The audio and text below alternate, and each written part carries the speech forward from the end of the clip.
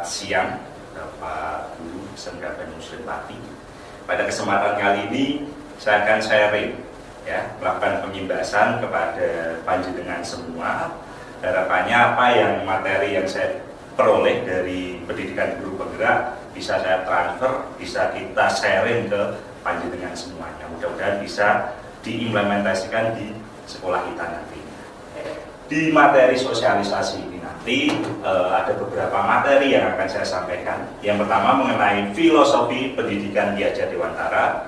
Yang kedua nilai dan peran guru. Dan yang ketiga visi guru. Dan yang terakhir nanti ada yang dinamakan budaya positif. Nah, bapak-bapak semuanya, tentu kita sebagai seorang pendidik sudah akrab dengan kata pendidikan. Jadi kata pendidikan atau istilah pendidikan ini erat kaitannya dengan sebuah kebudayaan. Karena menurut Ki Hajar Dewantara sendiri, pendidikan itu adalah persemaian benih-benih kebudayaan dalam masyarakat berkebangsaan. Jadi pendidikan ini erat kaitannya dengan sebuah kebudayaan di suatu daerah. Nah, dari tokoh Ki Hajar Dewantara kita sudah kenal ya, artinya beliau ini siapa. Jadi sepak terjang beliau sudah tidak diragukan lagi di dunia pendidikan kita. Jadi pendidikan menurut beliau itu tidak sama dengan sebuah pengajaran.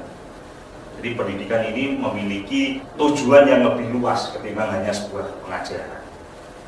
Jadi menurut beliau menuntun segala kekuatan kodrat yang dimiliki pada anak agar ia dapat mencapai keselamatan dan kebahagiaan yang setinggi-tingginya, baik sebagai seorang manusia maupun anggota masyarakat. Jadi menurut Ki Hajar Dewantara, tiap anak itu memiliki keunikannya masing-masing. Jadi kita mengajar siswa 1, 2, 3, 4 itu sudah memiliki keunikannya masing-masing. Tidak bisa kita istilahnya campur adukan menjadi satu. Kita harus memahami setiap karakter 1, karakter 2, karakter 3 agar nantinya bisa mencapai suatu kebahagiaan yang setinggi-tingginya menurut statement dari Ki Hajar Dewantara ini. Jadi monggo kita refleksikan mulai sekarang, apakah kita sudah seperti itu, sudah menggali potensi-potensi yang ada di anak didik kita dari A, B, C sampai siswa yang Z. Jadi silakan itu kita introspeksikan diri. Nah, apa yang saya sampaikan terlihat jelas ada di filosofi pendidikan menurut Ki Hajar Dewantara. Ada dua profesi di sini. Kita sebagai seorang guru atau seorang pendidik, di sebelah kiri layar di sana ada seorang peternak. Jadi antara dua profesi ini memiliki kesamaan. Sebelah kiri berhubungan dengan hewan, kalau kita sebelah kanan berhubungan dengan anak didik kita. Nah, perbedaannya atau kesamaannya di mana, Pak? Oke, kita gali satu persatu. Kita sebagai seorang pendidik dan yang sebelah kiri seorang peternak.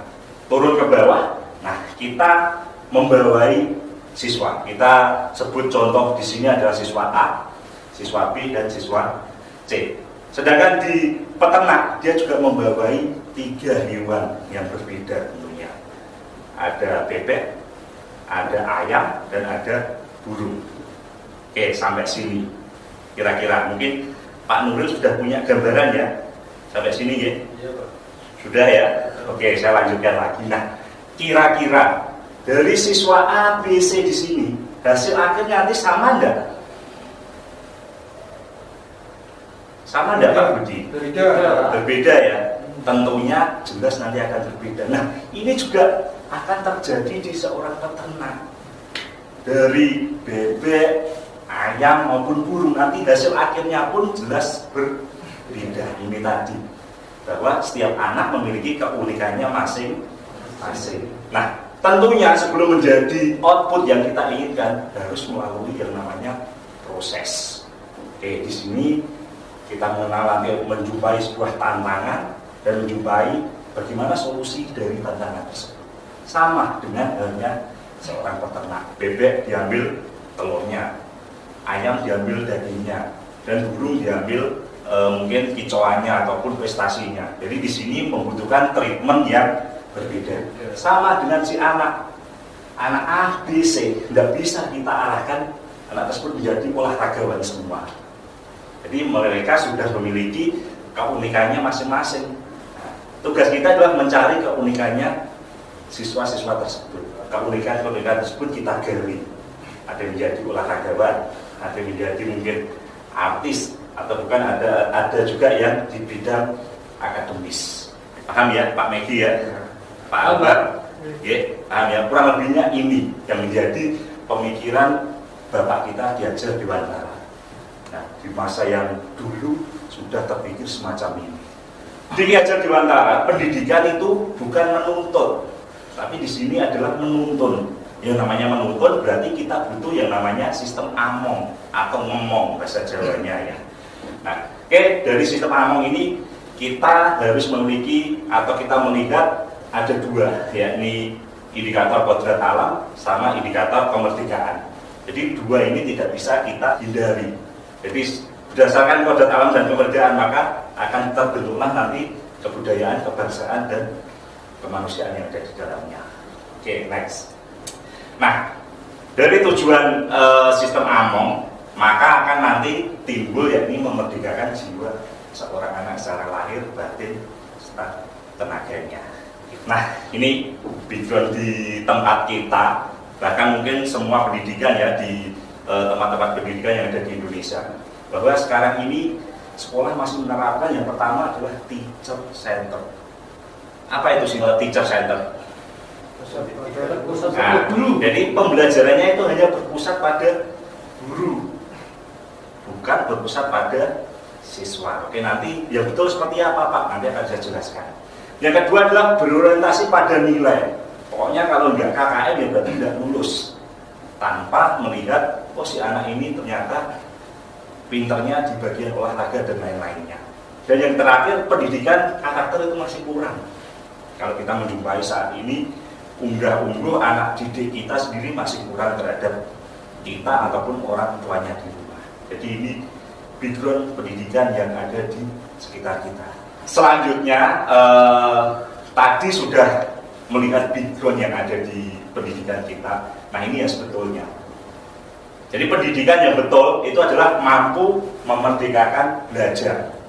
Belajar siapa? Belajar anak didik kita. Merdeka belajar itu seperti apa Pak? Yang pertama student center.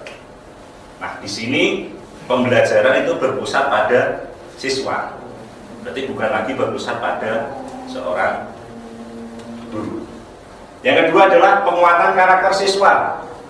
Nah, karakter yang bagaimana sih Pak? Karakter yang memiliki profil pelajar Pancasila. Terus yang ketiga adalah guru itu menuntun. Nah, tadi sudah saya jelaskan, guru tidak boleh menuntut, tapi guru di sini adalah menuntun. Menuntun yang seperti apa Pak? Nah ini, guru menjadi seorang pamong dengan memfasilitasi dan memberi arahan kepada siswa. Ini mungkin menjadi PR terberat kita. Selama ini kita hanya menuntut, tugas kerjakan, ini kerjakan dan lain-lainnya. Bukan guru menuntun. Nah ini yang perlu menjadi catatan. Yang terakhir adalah student well-being. Jadi di sini nanti akan timbul yang namanya pembelajaran yang menyenangkan. Bapak-bapak semuanya sekarang masuk ke nilai dan peran guru. Jadi selama ini kita belajar atau kita menjadi seorang guru itu sebenarnya sudah melakukan nilai dan peran ini. Nah, nanti kita refleksi saja, artinya nilai dan peran apa yang masih belum saya laksanakan, nanti bisa dilihat. Baik, sebagai pemahaman, nilai dan peran guru penggerak adalah karakter dan kompetensi yang dimiliki seorang guru untuk mewujudkan profil pelajar Pancasila. Oke, di sini kita bertemu lagi istilah profil pelajar Pancasila. Nah, ini memang yang menjadi penekanan pemerintah kita, bagaimana menciptakan anak usia sekolah nantinya itu memiliki profil pelajar Pancasila di kehidupannya bermasyarakat. Kalau kita menilai ada 5 nilai guru penggerak. Yang pertama adalah mandiri, reflektif, kolaboratif, inovatif, dan yang terakhir adalah berpihak pada murid. Nah ini kaitannya dengan guru itu menuntun, jadi harus berpihak pada murid. Loh, berarti selama ini saya kurang berpihak Pak. Nah itu silahkan bisa direfleksikan sendiri di sini. Ya, jadi nilai guru penggerak adalah nilai yang menjadi motor atau standar guru penggerak dalam menjalankan peran-perannya. Jadi ini yang kita gaungkan, yang harus kita miliki menjadi seorang guru penggerak. Nilai-nilainya semacam itu: mandiri, reflektif, kolaboratif, inovatif, dan berpihak pada murid. Sekarang saya tanya, Pak Nuril, kira-kira 5 ini sudah punya enggak? Ada yang belum, Pak. Ada yang belum. Kira-kira yang mana, Pak Nuril? Kayaknya ini kurang berpihak pada murid, Pak. Oke, berpihak pada murid. Ya. Contohnya apa kok belum ini Ya, dilakukan? misalkan apapun yang dilakukan siswa itu endingnya misalkan ada ketidak kesalahan, itu mesti endingnya yang disalahkan tetap siswanya. Oke, bapak-bapak semuanya. Jadi Pak Nuril menyampaikan bahwa di sini saya masih belum berpihak pada murid, Pak. Jadi apa yang saya sampaikan itu masih istilahnya saya sampaikan apa adanya, tanpa ada keterpihakan di pihak murid. Jadi ini bisa menjadi refleksi ya bapak-bapak semuanya.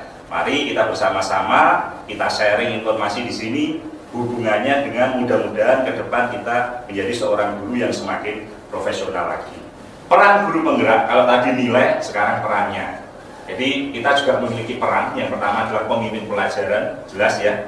Setiap pagi dengan masuk ke kelas, praktek di bengkel itu sudah menjadi seorang pemimpin pembelajaran. Jelas ini sudah terpenuhi. Yang kedua, mewujudkan kepemimpinan murid.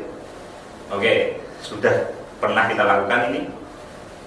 Kalau di kami Pak, di otomotif biasanya tiap pagi yang briefing di depan itu adalah bukan dari guru tapi dari rekan satu kelas membriefing teman-temannya. Jadi di sini kita membantu mereka untuk berani tampil di depan teman-temannya. Itu sebagai contoh mewujudkan kepemimpinan murid. Saya lanjutkan lagi. Yang ketiga, mendorong kolaborasi antar guru dan stakeholder. Pak, apa itu stakeholder? Berarti di sini ada mungkin kepala sekolah, ya ada mungkin dinas pendidikan. Kalau kita di SMK itu ada dunia industri, nah semacam itu. Juga menjadi coach bagi guru lain. Nah ini apa yang saya lakukan di sini juga salah satunya ini Pak. Peran dari guru penggerak adalah menjadi coach bagi guru lain. Kita sharing dengan semuanya. Kita bukan berarti kita berdiri di sini itu lebih pintar, tidak, tapi kita sharing terhadap dengan semuanya. Itu terlebih mungkin di sini ada Pak Megi, Pak Albert yang guru notabene masih muda, masih potensial untuk selalu dikembangkan. Gitu. Terus yang terakhir ada menggerakkan komunitas praktisi. Nah ini juga penting Pak. Kita harus aktif di MGMP ya, ataupun mungkin di lintas sekolah atau kabupaten, itu juga penting. Jadi menggunakan komunitas praktisi. Dari nilai dan peran itu tadi ya bapak-bapak semuanya, kita juga sebagai guru penggerak atau sebagai guru harus memiliki visi yang jelas. Jadi visi ini nanti menjadi tujuan akhir kita. Visi guru penggerak apa di sini? yakni menciptakan siswa kita memiliki profil pelajar Pancasila. Yang selanjutnya adalah kita harus memiliki visi, yakni mampu memerdekakan belajar siswa kita. Profil pelajar Pancasila itu apa saja? Jadi di sini ada 6 yang menjadi kategori profil pelajar Pancasila. Yang pertama adalah bertakwa kepada Tuhan Yang Maha Esa. Jelas ini, ya, seorang siswa harus memiliki jiwa yang religius atau bertakwa pada Tuhan Yang Maha Esa. Yang kedua adalah mandiri, ya, mandiri. Yang ketiga adalah bernalar kritis, kreatif, mampu bergotong royong, dan berkebinekaan global. Nah, Bapak Ibu semuanya, jadi di sini apabila kita menjumpai suatu masalah atau kita ingin melaksanakan suatu program, kita bisa menggunakan pendekatan berupa inquiry apresiatif. Ini merupakan sebuah pendekatan kolaboratif ya, yang digunakan untuk mengetahui kondisi dari suatu organisasi atau komunitas serta mengembangkannya dengan cara berangkat dari kekuatan positif sehingga terbentuk suasana positif dan apresiatif. Oke, kekuatan positif itu seperti apa? Jadi kita harus mampu menggali terlebih dahulu di sekolah kita. Kira-kira sekolah kita memiliki kekuatan positif apa? Misalkan dari jumlah siswa kita jumlahnya sudah di atas 1000, itu juga menjadi kekuatan positif. Yang kedua dari letak geografis, sekolah kita ada di tengah kota. Nah, ini menjadi kekuatan positif yang kita miliki. Di sini IA itu kita bisa menggunakan model Bagja. Kenapa bisa disebut Bagja? Jadi itu adalah singkatan. B buat pertanyaan, ya, A-nya ambil pelajaran, G-nya gali impian, J-nya jabarkan rencana, dan yang terakhir adalah atur eksekusi. Jadi ini seperti sebuah langkah. Jadi diawali dari buat pertanyaan sampai nanti diakhiri dengan adanya eksekusi. Maka dari itu disebut inquiry apresiatif model budget. Ini contoh ya apa yang sudah pernah saya buat di sini, termasuk menjadi sebuah aksi nyata. Jadi tujuan umumnya ini contoh ya, menumbuhkan kepekaan siswa terhadap lingkungan melalui aktivitas gotong royong. Tujuan khususnya adalah menumbuh kembangkan budaya Sabtu bersih di sekolah. Jadi pada dasarnya ini keresahan dari kita semua, gimana caranya siswa kita itu bisa bergotong royong, bisa peduli dengan lingkungan. Bisa ditanyakan dari Pak Nuril atau mungkin Pak Budi, kita sharing bersama-sama. Oke, nanti di luar forum ini bisa ditanyakan lebih jelasnya, monggo silakan. Materi yang keempat ya, budaya positif. Jadi budaya ini harus kita miliki. Oke, eksplorasi konsep, yakni perubahan paradigma dari stimulus respon ke teori kontrol. Yang kedua adalah kebutuhan dasar manusia. Yang ketiga, arti disiplin dan 3 motivasi perilaku manusia. Yang keempat, keyakinan kelas, hukuman dan penghargaan. Yang kelima, posisi kontrol, dan yang keenam adalah segitiga restitusi. Oke, budaya positif nanti akan saya kelompokkan menjadi 6 materi. Dapatkah kita mengontrol seseorang? Dapat, tapi harus ada tekniknya. Kita harus juga tahu kebutuhan-kebutuhan apa mereka yang dilaksanakan kok sampai terjadi hal semacam itu. Perubahan paradigma stimulus respon menjadi teori kontrol. Oke, di kolom kiri ada stimulus respon, di kolom kanan ada teori kontrol. Jadi di sini ada penjabaran. Saya bisa mengontrol orang lain, itu stimulus responnya. Teori kontrolnya bagaimana? Anda tidak bisa mengontrol orang lain. Stimulus respon, pemaksaan ada pada saat bujukan gagal. Untuk teori kontrolnya adalah kolaborasi dan konsensus menciptakan pilihan baru. Nah, ini biasanya yang kita melihat sesuatu itu hanya kesalahan si anak. Kita punya masalah, misalkan anak itu terlambat di pagi hari. Padahal kebutuhan manusia itu ada untuk bertahan hidup ya, ada belonging, fun, freedom, sama power. Kira-kira apabila si anak itu terlambat dari keempat kebutuhan dasar ini, kebutuhan apa yang dia lakukan di sini? Atau anak misalkan saat pelajaran kita dia lari ke kantin untuk jajan, nah itu berarti kebutuhan apa yang dipenuhi si anak?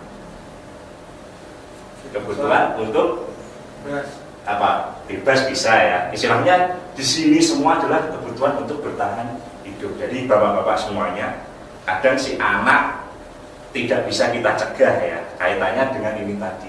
Karena itu sebuah kebutuhan mereka, kebutuhan akan bertahan hidup. Jadi kita harus bisa melihat sesuatu itu secara dua pihak, tidak hanya dari diri kita. Oh berarti si anak tadi lari ke kantin karena hubungannya dengan mungkin si anak lapar karena butuh bertahan hidup. Jadi semacam itu. Nah, untuk teori motivasi perilaku manusia itu ada 2, motivasi secara eksternal dan secara internal. Untuk menghindari ketidaknyamanan atau hukuman itu masuk ke motivasi eksternal. Apa yang akan terjadi apabila saya tidak melakukannya? Itu termasuk eksternal. Yang internal bagaimana Pak? Saya akan menjadi orang yang seperti apa bila saya melakukannya? Nah ini termasuk berarti motivasi dari diri internal dari siswa. Budaya positif itu diawali dari apa? Diawali hal terkecil adalah sebuah peraturan kelas. Tentu kita awal masuk selalu membuat yang namanya peraturan kelas. Peraturan kelas ini kita yakini satu kelas, maka akan muncul yang namanya keyakinan kelas. Apabila keyakinan ini dilakukan semuanya, maka akan timbul yakni lingkungan yang positif. Nah, dari lingkungan positif ini maka akan menjadi sebuah budaya. Budaya yang bagaimana Pak? Budaya yang positif tentunya. Nah, ini yang diperlukan agar kita bisa menjadi atau bisa mewujudkan visi dari guru penggerak tadinya. Apa tadi Pak visinya? Mewujudkan profil pelajar Pancasila dan yang satunya adalah artinya memerdekakan siswa. Jenengan tahu perbedaan peraturan dengan keyakinan? Nah, ini saya contohkan semacam ini. Selalu kembalikan buku ke tempatnya, itu sebuah aturan. Keyakinan kelasnya bagaimana, Pak? Ya, ini adanya sebuah tanggung jawab. Kira-kira lebih mudah yang mana, Pak? Peraturan atau keyakinan, Pak? Untuk dilanggar? Peraturan. Karena ini sebuah aturan masih. Tapi kalau keyakinan itu sesuatu yang kita bentuk bersama-sama. Yang kedua, dilarang melakukan kekerasan. Itu sebuah peraturan di kelas ataupun di sekolah. Tapi kalau kita meyakini bahwa keselamatan dan saling menghormati orang lain itu bagian dari itu tadi, aturan mengenai dilarang melakukan kekerasan. Jadi ini sudah disepakati bersama. Itu perbedaannya antara peraturan dengan keyakinan kelas. Mengapa harus keyakinan kelas? Mengapa tidak peraturan kelas saja? Bagaimana, Pak Nuri? Ya, karena mungkin tadi Pak, karena peraturan itu masih bisa dilanggar, akan mudah dilanggar. Oke, gitu ya. Jadi istilahnya semacam ini, Bapak semuanya. Sebuah aturan itu kita bentuk biasanya hanya sepihak.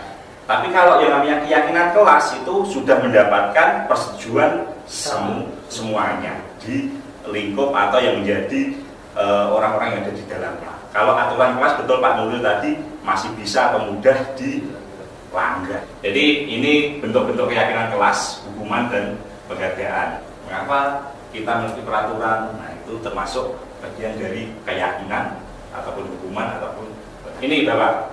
Jenengan juga harus tahu antara perbedaan hukuman dengan konsekuensi. Kalau kita biasanya seringnya menghukum anak ya. Nah, sekarang mungkin bisa menggunakan konsekuensi, istilah konsekuensi. Jadi bedanya di sini, Pak. Hukuman adalah sesuatu yang menyakitkan. Beda dengan konsekuensi, Pak. Itu yang harus terjadi. Hukuman juga membuat anak sakit, biasanya fisik, Pak, sama hati. Tapi beda kalau konsekuensi itu hanya merasa anak tidak nyaman. Oh iya, saya nggak nyaman ya semacam ini, besok tidak mengulanginya lagi ya. Nah, itu adalah sebuah konsekuensi. Dihukum oleh penghargaan. Nah, ini juga menjadi statement yang menarik ya. Artinya sebuah penghargaan itu tidak serta-merta positif, Pak. Bisa juga menjadi negatif. Jadi pengaruh jangka pendek dan jangka panjangnya dari sebuah penghargaan adalah penghargaan lama-lama juga menghukum, Pak. Loh, kok bisa? Mungkin kita melakukan sesuatu A, menyapu misalkan. Setelah itu kita beri penghargaan, ayo beli bakso. Nah, suatu saat tidak kita berikan bakso, apa si anak mau menyapu? Penghargaan juga mengurangi ketepatan. Penghargaan juga lama-lama tidak efektif. Karena penghargaan juga akan bisa merusak hubungan. Tuh, jadi tolong bisa menempatkan sesuatunya sesuai dengan porsinya masing-masing. Nah, ini Pak, 5 posisi kontrol yang bisa kita lakukan kepada anak. Yang pertama sebagai penghukum, kita juga berhak ya pemberi menggunakan hukuman fisik maupun verbal, istilahnya hanya sebatas wajar lah. Yang kedua adalah membuat orang merasa bersalah. Anak jenengan ajak duduk bersama, diskusi bersama, ajak atau posisikan si anak itu merasa bersalah, itu juga diperbolehkan. Anda sebagai teman mereka juga boleh menggunakan hubungan baik dengan humor untuk mempengaruhi seseorang. Anda juga bisa menjadi monitor atau pemantau sebagai pengawas. Dan yang terakhir biasanya posisi Anda adalah sebagai seorang manajer. Jadi posisi tertinggi. Jadi monggo jenengan mau pilih posisi mana saat menyelesaikan masalah dengan anak didik panjenengan. Kita juga mengenalkan apa itu restitusi. Jadi restitusi ini adalah segitiga, Pak, yang bisa jenengan gunakan sebagai salah satu langkah untuk menyelesaikan suatu masalah yang jenengan hadapi dengan seorang murid. Next, Pak. Nah, oke. Nah, ciri restitusi itu adalah bukan untuk menebus kesalahan, Pak, namun untuk belajar dari kesalahan. Nah, ini bedanya di situ. Jadi bukan untuk menghukum kesalahan, bukan, tapi dia belajar dari kesalahan. Yang kedua, memperbaiki hubungan. Yang ketiga biasanya berupa tawaran, artinya bukan paksaan. Menuntun untuk melihat ke dalam diri. Nah, anak dengan ajak untuk melihat dirinya. Restitusi mencari kebutuhan dasar yang mendasari tindakan. Selanjutnya adalah restitusi, itu adalah cara yang paling baik. Fokus pada karakter, bukan tindakan. Terus fokus pada solusi, dan yang terakhir ini yang paling penting Pak, mengembalikan murid yang berbuat salah pada kelompoknya.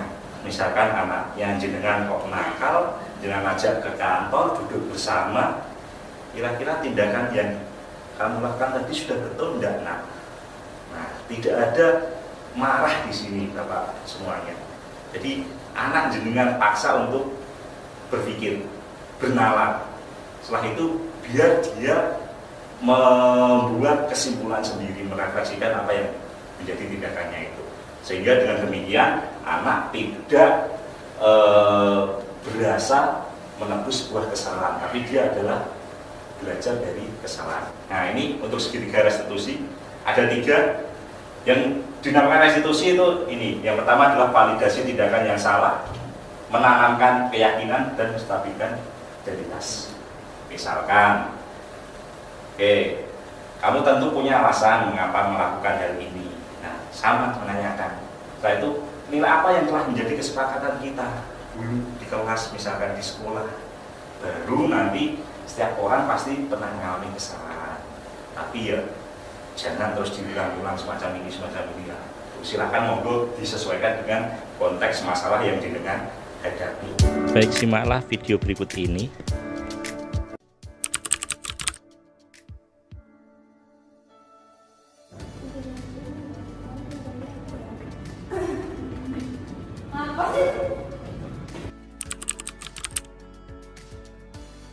Mas Wiji, tanya tadi ada masalah, kamu menarik-narik jilbab temanmu cewek. Iya Pak, betul. Menurut kamu itu tindakan yang benar atau enggak Mas Wiji? Salah Pak. Alasan kamu melakukan itu apa? Tadi cuma bercanda Pak. Oh, bercanda ya Mas Wiji ya. Tapi tadi temanmu sampai nangis loh. Masih ingat kan dengan keyakinan yang telah kita kesepakati dulu? Iya Pak, masih ingat. Kita harus saling rukun, saling menghargai, saling menghormati dengan sesama teman. Nah, betul sekali. Dulu kan keyakinannya kita buat bersama-sama. Jadi harus kita bersama-sama, kita taati bersama gitu ya. Iya Pak, saya menyesal. Saya mengaku kalau saya salah. Sebenarnya salah itu tidak apa-apa Mas Wiji, selama kita bisa mengevaluasi dan ke depan kita tidak melakukannya lagi gitu ya. Iya Pak, insya Allah. Nah Mas Wiji, sekarang tindakanmu apa? Saya mau minta maaf kepada Fitri dan berjanji tidak akan mengulanginya lagi. Alhamdulillah ya. Jadi kalau gitu nanti kamu kembali ke kelas, silakan minta maaf pada temanmu dan berjanji tidak mengulanginya lagi. Gitu ya. Baik Pak, terima kasih. Oke, baik, sekarang bisa langsung menuju ke kelas kamu untuk ikuti pelajaran satu. Silakan. Terima kasih. Oke.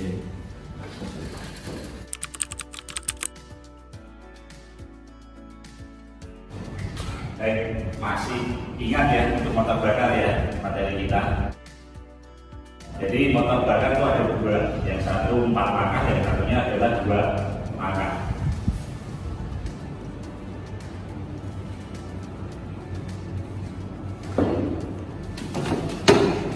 Nanti setelah selesai pelajaran saya ke kantor ya. Iya Pak. Mari silakan terus saja.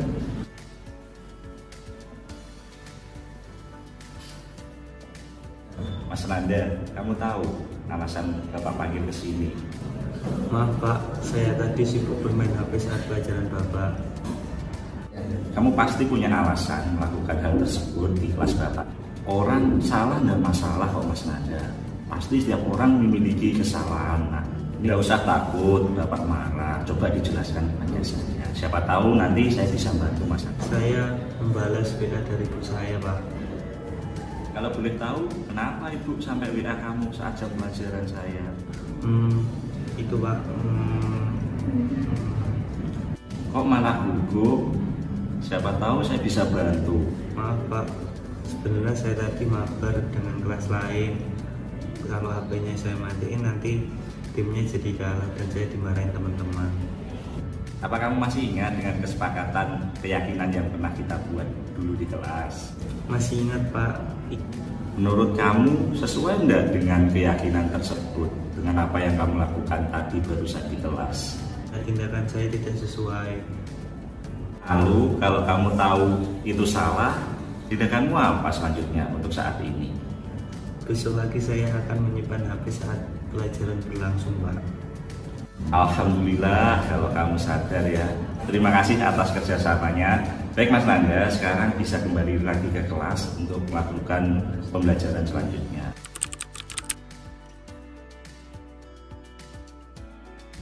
Kalau menurut saya penyelesaian kasus seperti tadi itu sangat bagus. Bagusnya kenapa? Karena siswa itu merasa tidak disalahkan dan tidak disudutkan. Jadi kita diarahkan untuk menyelesaikan masalahnya itu dengan cara yang baik-baik saja dan diminta untuk menjelaskan apa kesalahan kita, diberikan ruang berbicara. Kan biasanya ada guru yang langsung menyalahkan, memarahi, dan ini saya merasa sangat terbantu karena emosional saya tinggi kalau guru bertanya seperti ini, jadi bisa lebih tenang menghadapi situasi seperti itu. Kalau menurut saya emang harus seperti itu, nggak harus pakai kekerasan, tapi kita juga diberikan motivasi untuk memperbaiki kesalahan kita. Saya juga dikasih waktu untuk mengevaluasi diri saya untuk menjadi lebih baik lagi dan dengan cara yang saya pilih sendiri. Saya yakin dengan menjadi seorang guru sudah paham betul bagaimana menghadapi anak-anak yang punya masalah. Saya sendiri, anak itu terlalu saya kekang, saya kencengi, itu juga anak tidak akan dekat dengan saya. Tapi begitu anak saya bebaskan, itu malah justru saya yang diinjak-injak anak. Nah itu monggo, dengan bisa memposisikan diri seperti apa saya. Ya kadang kalanya mungkin kenceng, kadang kalanya juga mungkin kendor. Jadi silakan monggo. Nah ini, jadi dari materi semuanya tadi Bapak semuanya, di sini adalah peran kita Pak Guru Penggerak. Tujuan kita apa sih Pak di sini? Yakni profil pelajar Pancasila. Kita harus memiliki ilmu-ilmu ataupun pemahaman-pemahaman mengenai filosofi pendidikan Ki Hajar Dewantara yang berupa adalah nilai dan peran guru penggerak di sana sama visi guru penggerak. Nah, ini kita lakukan semuanya ya, maka akan ketemu di sini student well-being, maka akan terbentuk profil pelajar Pancasila. Jadi ada dua jalan yang harus kita laksanakan di sini. Profil pelajar Pancasila dapat diwujudkan melalui pendekatan IA baca tadi ya, dengan selalu mempertimbangkan kodrat alam dari dalam yang dimiliki murid serta diperlakukan dengan nilai-nilai dan peran guru yang dan juga budaya positif yang ada di sekolah. Oke, gitu. Paham ya dari diagram di sini ya. Mungkin itu yang bisa saya sampaikan. Nah, di sini juga saya memperlihatkan apa yang menjadi aksi nyata saya di minggu-minggu sebelumnya. Ini aksi nyata pertama saya, Pak. Jadi saya melihat masalah seperti background yang tadi saya tampilkan di sini, sifat di sekolah kita itu masih teacher center. Yang kedua adalah berorientasi pada nilai dan pendidikan karakter yang kurang. Nah, langkah kita apa? Yang pertama adalah melakukan perencanaan dengan teman-teman semuanya, CGP yang lain. Yang kedua juga kita berkoordinasi dengan pemangku kepentingan di sekolah kita. Yang kedua, action, ya. Actionnya apa Pak? Nah ini kita sosialisasikan kepada rekan-rekan guru yang pertama kali dulu di sekolah. Terus ada juga kita aksi nyatanya berupa pemahaman atau istilahnya apa ya, kesepakatan kelas. Jadi dulu kita sudah pernah membentuk kesepakatan di kelas yang saya ampuh dan CGP lain yang ampuh. Nah hasilnya Pak, jadi di sini anak itu lebih dekat dengan kita, dia merasa lebih nyaman. Ya, kita sebagai guru pamong, bukan menuntut ya, bukan, tapi kita hanya sebagai guru yang menuntun itu lebih enak. Orang tua juga lebih dekat dengan kita. Ya, setiap ada masalah lebih cepat teratasi. Kita juga menggunakan pembelajaran yang berinovasi sesuai dengan nilai guru penggerak tadi. Kita gunakan mungkin aplikasi-aplikasi pembelajaran yang menarik minat dari siswa-siswa. Oke, jadi pada dasarnya kita refleksikan di sini, siswa menerima baik, ya. Hanya saja memang secara umum, ya, untuk siswa belum 100%, karena di saat pandemi semacam ini, siswa yang masuk ke sekolah saja gantian, otomatis tidak bisa 100% itu apa yang menjadi aksi nyata kita bisa didapatkan oleh seluruh siswa. Itu jadi refleksi kami di aksi nyata yang pertama. Gitu. Oke, sampai sini ada yang ditanyakan?